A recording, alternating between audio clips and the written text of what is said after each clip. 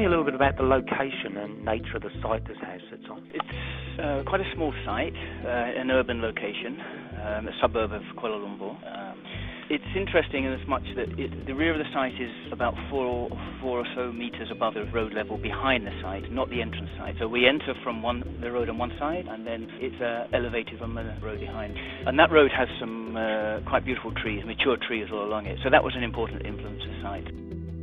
Your work puts a strong emphasis on sustainable design. So what are some of the commonplace sustainable design features you've given to this house? Well, more passive features will be the overhangs. We've got large overhangs. Because the orientation is east-west, we have to actually shade to those orientations as much as possible. And we do that with roof overhangs. We also use planting extensively, inside and outside, and we use that for shading as well. That's an important design element.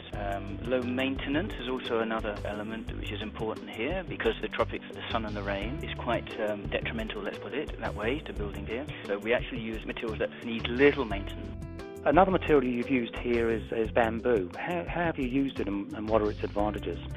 We've used it in a non-structural way. We've used it, but it is in a functional way. So we've used it for sunscreens. It's whole treated bamboo, so it's the whole bamboo cut as straight as possible, and different diameters, which we like to give that irregular feeling, and regular spacing. So it creates like a sunscreen. We also use passive features like the solar chimney that actually is designed to naturally ventilate the house. In other words, we create hot air, or we heat hot air out by the sun at the top of the chimney, under glass. Then we have permanent ventilation out from that. Now, as that hot air exhausts out, it actually draws in air from lower down the house, which actually creates this sort of ventilation, this sort of circular movement of air.